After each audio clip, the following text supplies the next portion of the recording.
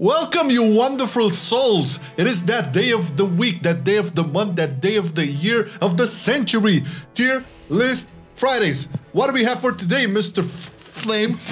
Well, Mr. Marcelian, today we have healers for Mythic Plus, and it's been some goddamn time. It's been two months and a half, I think. And since 2.5 months. Men and months. What? Who's men? What? But listen, things have changed, and last time we did have a neat representation of healers, but this time we're gonna have an even neater representation. We're gonna be looking at how every healer performs in the new season, Season 4, with all the weird-ass dungeons Mythic from Plus. Legion and all of that stuff. Yeah, man, and it's all very good to see, because you're gonna get to the end of it, and I think they did a really good job for Season 4 in terms of like all of the representation, you know. And you can check out that Flame thought he was gonna strip, but no, he's just showing off our brand new t-shirts and all of the merch you can find on our TeePublic link in the description. It's one of the best ways you can support the content that we do. There's brand new designs on the way. Actually, not even Flame knows about this. We're gonna have TLF designs with the actual tier lists on the fucking t-shirt. Actually, I'm gonna go check them out.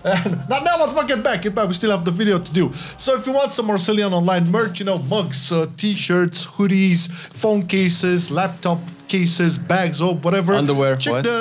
Check the link in the description. It will really help us out. You're gonna get some cool merch, and everybody wins. It's a good day. All right, let's get into it. Kick it. First on the list, as always, Discipline Priest, which is my favorite healer of all time. All right. And it's looking a lot better, I would say, than last time we did this. There's lots of reasoning on why this can happen. I mean, all the healers now are pushing way higher keys than they usually used to do, like at least the last season. And you can add to that the fact that Discipline Priest, traditionally at least from Warlords, is that healer that would be able to heal the party up while dealing damage. It's still the case now, although we have to mention Shadowman is still the most powerful single target heal out of the game, be that with its consequences or not. Now, Shadow Priest is traditionally, not Shadow Priest, it's a Discipline. Focus now, focus. It is traditionally one of the, let's say, haste specs, haste healing specs of the game, and obviously with the new affix. Is it an affix, or it is the affix, the shrouded affix. Yeah, they're gonna get a lot of haste. It's gonna be really good. Yeah. Those Purge the Wickeds are gonna tick. They're gonna have a lot more faster cast on Smite, and also I would say that, like, in terms of ranking it right now, it's a A tier, which was a B tier on the last season. Well, that's you pointed it out really well with the new affix. The people have the opportunity to actually choose the stat that would best augment their playstyle and best compensate their weaknesses, or basically improve their strengths. And this is a good example of how to put the balance in the player's hands, because everybody's pushing way higher keys and way faster into the season, where you would expect people to be doing about 25s, 26s right about now, but they're pushing 30s. Discipline, not yet, really, but it's probably going to be at one point. However, right now it's holding its ground. It's doing decent-ish damage. However, for a spec that's supposed to be reliant on converting that damage into healing, it cannot compare with other contenders here on the tier list, which we will get to right now. It's a matter of the playstyle. If you enjoyed this priest, you can definitely make at least 25 keys, no problemo, which, you know, at least in our little World of Warcraft, our corner of the World of Warcraft, like if we're gonna push like 18s, 19s, 20s, maybe 21s, a Discipline Priest can handle itself, no problem. I think the biggest key this priest did was a 27 Iron Dogs or something like that, so it's definitely capable, no problemo. Next up on the list, a former king in I would say all aspects of healing and damage, Holy Paladin. And Holy Paladins have been different this season, because Ashen Hallow is not a thing anymore. Nope, and surprisingly they're still doing a lot of damage as Venthirs. And not as Venthirs, Necros. Necros, right, that's what I said. It's the same thing. It's the Vanquisher Hammer, man, and all that thing that goes with it. I cannot understand Necro Paladins. It doesn't make sense. Paladins are supposed to be warriors of the light, but they're supporting the undead. It doesn't make sense. However, the numbers speak for themselves. And Holy Paladins right now, it's to actually go into what they're actually doing right now. They're an S tier spec, and they were S tier last time, and we will see exactly, because the order that we're gonna put these in any tier actually matters. Otherwise, we would just have like 6 different tiers to accurately represent the strength level. But Holy Paladin is definitely clearing 30s. It's one of the least 30 clearing healer specs that we're gonna have in the tier list, but it is doing that. And actually, I was really surprised how much damage they're doing with Necros compared to, you know, other healers. I mean, it's one of the most potent DPS healers, I would say, and traditionally this was the case, although we're not talking about necessarily, you know, Ashen Hallow and all those damages coming in from Holy Shocks and Crusader Strikes and all that. It's actually Consecration, believe it or not. And it kind of rivals, I think, the one other healer that is very prominent in damage, which we'll get to. And as much as, you know, I always voted for this to be an option and not a requirement for healers, it's still the case where if you can pump some damage, you're gonna be preferred, okay? And again, you know, it's something that Blizzard has to work out for, but still very fun healer to play, no problem. Okay, next on the list. What do we haven't heard of any nerfs for Holy Priest, and I don't think they should. I mean, it's not my personal favorite healer spec. It's still top of the S tier, still the best healer in the game right now, doing the highest keys. I think Holy Priest, by the time you're watching this, they might be clearing 32s. I know they're clearing 31s. Yeah, 31 is easy. Possibly people are working under the hood in the back for 32s and they're not logging them, so we don't know. However, they are currently doing the best. They have amazing damage, they have amazing throughputs, and the thing is, Holy Priest, I think, is the only healer that doesn't need a DPS legendary to deal high DPS. Maybe Holy Paladin as well, but Holy Priest is definitely king, and obviously with all the affixes and all the utility that Priest has, it's ideal to, you know, dispel stuff and all that good jazz. Its kit definitely works around dealing really good damage, but also I kind of see Holy Priest into some capacity, not all the way, but into some capacity, I kind of see it as the outlaw rogue of the healers, just because of the mechanics of your wards being reduced, you know, by specific abilities and having access, you know, to either an instant heal or a big ass AoE heal. That's always very nice to see. Plus, it has the most number of buttons you could ever have for a healer. Cheers. It kind of grew on me, to be honest, after I played it on Shadowlands Alpha. It kind of grew on me a little bit, just because things like Lightpower are coming back and stuff like that, which is like wards.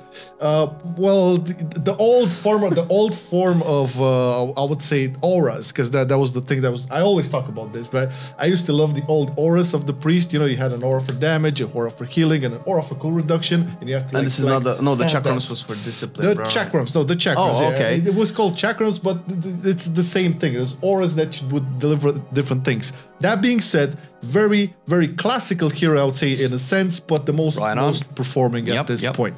Now, next on the list, Mistweaver. Ooh, Mistweaver, which fist that weave and have some cleave. Oh fucking poet, man. Let's write it down. Let's publish it. I'm out. Well, listen, Mistweaver has seen a definite resurgence from, let's say, last year. Although the last time we had it in the tier list, it was 8 tier. It's still 8 tier. It's actually better than Discipline.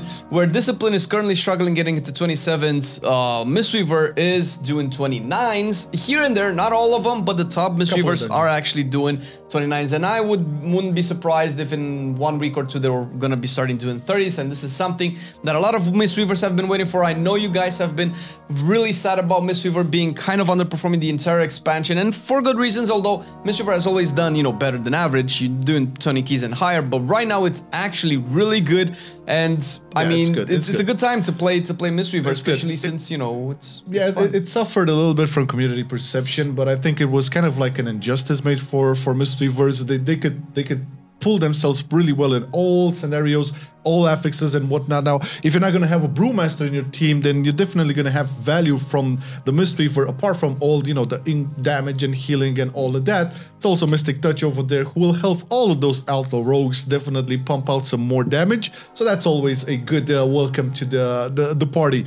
I would say, like, the throughput cannot be really matched with at least Holy Priest. I can see them having, you know, some competition, some stronger competition with Holy Paladins, you know, maybe getting there with the throughput, but then you have the damage argument. So that's it.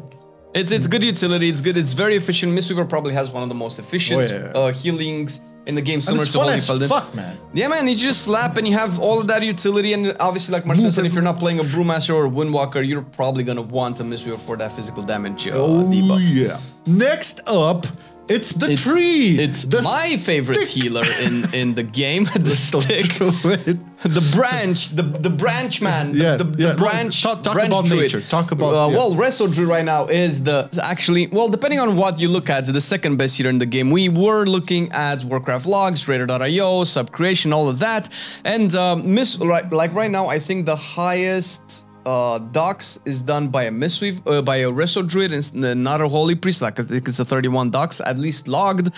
That person is essentially a beast and should not be compared to normal mortals. However, Resto Druid actually has some flexibility in terms of dungeons, so if you don't like to do damage, that's okay, because you can play Verdant Infusion, which is one of my favorite healing legendaries on Resto Druid. Or you can play Circle and do high amounts of damage. It's actually kind of surprising how much damage it deals. And the difference is pretty high also. Yeah, this is the thing, right? Resto Druid has this, I would say, baked into it. You can either go for the damage or go, or for the healing. See, this is what I like about Resto Druid. I mean, it doesn't feel that you're required to do that amount of damage. You still have the option. Whereas if you're like a Holy Paladin or some other healer on this list. Who do we have left? You're kind of expected to deal that amount of damage, but regardless, you know, Resto Druid is again one hell of fun. I think it's like my second favorite healer after Discipline Priest, and they're very similar in terms of like, you know, ramping up and being kind of preparing yourself for what is to come. I kind of love that about these specs, and just to point it out on the damage aspect, because I know a lot of people don't like to feel like they need to do damage, but if you don't like to do damage, but you kind of recognize that you might have to sometimes to like get that boss done before somebody dies, the best here to do that with is Resto Druid, because you just shoot out a Starfire and a Moonfire and then you keep on healing, right? Yep. So you don't, it doesn't require you to fully dedicate to rotation. You obviously can Cat Weave and Owl Weave, depending on which one you want, probably Cat Weave. Yes. But you can definitely just like an AoE, shoot out a couple of Starfires, and that's it. That's 3 globals instead of, you know, constantly slapping things in the face. I forgot to rank it. It's an S tier, boys. It's S tier. It's very high up there. It's probably second best healer in the game right now, which is really good. Okay, so we talked about one healer, and given examples, you know, what damages and Resto Shaman. There's some damage, man. Well, Resto Shaman, I feel like it's the only hero that can afford to run just pure DPS legendaries. Obviously, you have the Unity, which increases the damage of Esper Totem, and also you have the Deep Tremor Totem, which puts the Earthquake down on the Earth Elemental, and this is something that's a little bit harder to do in lower keys, first of all, because if your tank doesn't do enough damage, the Elemental will draw aggro, and if the Elemental will draw aggro, it will die, so it will not actually end up doing that amount of damage. And you know, if the Earth Elemental pulls the pack, then your tank cannot control the pack and CC and stuff like that, so that's not really necessary, which is a different type of mentality that you have to have as a Restoration Shaman, at least when it comes to the Earth Elemental cooldown, because you cannot really use it to save people. I mean, you can, but you won't put out that amount of damage that you would need to, you know, compete and actually push the highest of keys. And I know that a lot of people are concerned that we don't put Restoration Shaman in S+++ tier. It's a really good healer, don't get me wrong, it's my second favorite healer in the game. But it's just not doing the highest amount of keys compared to Resto Druid and Holy Priest, but it's like really behind them by, I don't know, 50 or 100 IO or something like that. So it's very close. And again, you can probably check this. We'll do again a tier list on healers and mythicals probably in a month from now, and we're gonna have an even clearer picture in terms of like, okay, how much can these healers actually push? And I'm expecting Resto Shaman to be like kind of on par with the other three on S tier. This is the thing, right? If you look at the general image right now as opposed to like previous seasons, it's like tight. All these healers are performing very well, and we can talk about all of these specs actually being able to push high content. Sure, Mistweaver, Discipline Priest are kind of like stuck right now at, you know, 26, 27s or whatever, like being the highest keys on specific dungeons, and yeah, that can be an argument, but again, when you look at the overall picture, it's still like really high. How many of you are doing 26s and 27s? This is my question. Yeah, Lower Karazhan, who we finished a +9. That's really good. No, but really, most of us kind of do, you know, to the max, you know, 20s, 21s. There would be like the ceiling over there. I would say like even like for more people, that's not even a realistic thing to get to.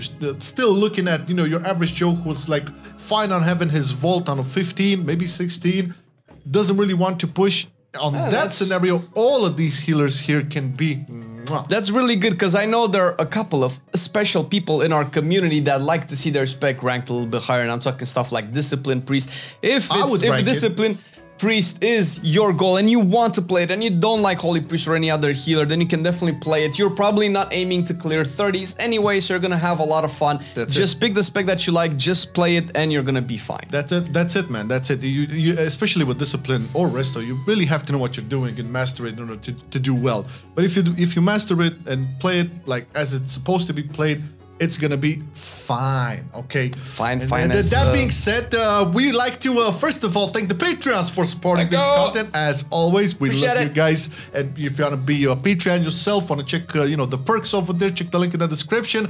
On top of the cool gear that you can also get from our TeePublic merch store over there. See, there's Flame picking up his nipples. See how long those are? Nah, I'm just kidding. Thank you for watching the video. Thank you for supporting us for more than 3.5 years now. Damn. Yes, it's been a while. And keeps on going. Have a good day.